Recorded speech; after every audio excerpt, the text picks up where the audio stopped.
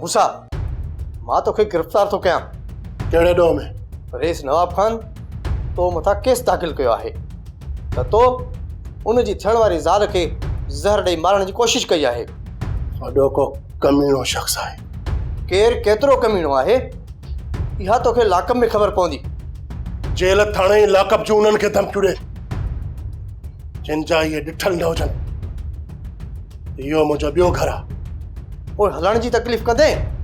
वलबार मां चवां थो एतिरी इजाज़त तोखे न मिलंदी। मां उहे हथ ई कटे छॾींदो आहियां जेके मूसा जी बाह में पवनि। उन करे चवां थो त नवाब खान जे कुल्हे ते एतिरो कुॾ जेतिरो वज़न खणी सघी हथ कटे। ठीकु आहे, अच मूंसां गॾु। चाची मूंखे ख़बर आहे त तूं हिकु कमज़ोर ऐं लाचार औरत आहीं। तूं नैना जी हिफ़ाज़त कोन करे सघंदी। नैना जे होश अचण खां पोइ उनखे सिर्फ़ु एतिरो चइजांइ त मूसा चयो आहे त मुंहिंजे जेल मां ॿाहिरि अचण ताईं हिमत न हारे ऐं ओसी ताईं मुंहिंजो इंतज़ारु करे जीअं मां लाकअप मां ॿाहिरि अची सघां। उन खां पोइ मुंहिंजी ज़िम्मेवारी हूंदी। जेकॾहिं अॻु में तो हार मञी त पोइ मूसा मथां मयार न आहे। हा बाक़ी उन्हनि खे मूसा कॾहिं बख़्श कोन कंदो जेके ज़बरदस्ती तोखे हासिल करण जी कोशिश कंदा।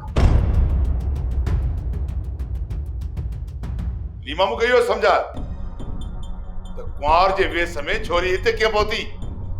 किथे मूसा सां निकाह कराए पोइ त छोरी हिते कोन वठी आयो?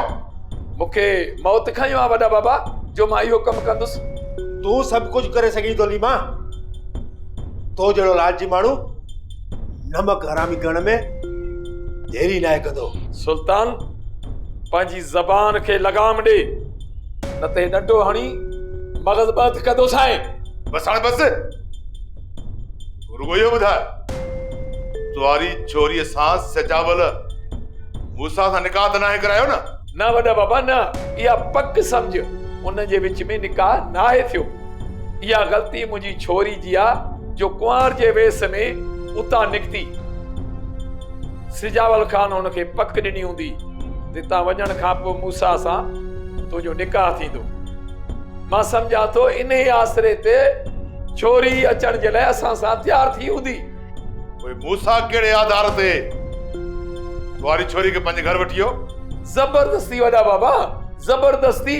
तॾहिं त मां तव्हांखे दाह अची ॾिनी। या ज़बरदस्ती हाणे मूसा खे ॾाढी महांगी पवंदी। सोप सीरियल तकरार तमाम एपिसोड ॾिसो हाणे HD क्वालिटी में। विजिट कयो असांजो YouTube channel Sindh TV HD drama. Subscribe कयो असांजो official YouTube channel Sindh TV HD drama ऐं वधीक अपडेट लाइ बेल आइकन खे क्लिक करियो।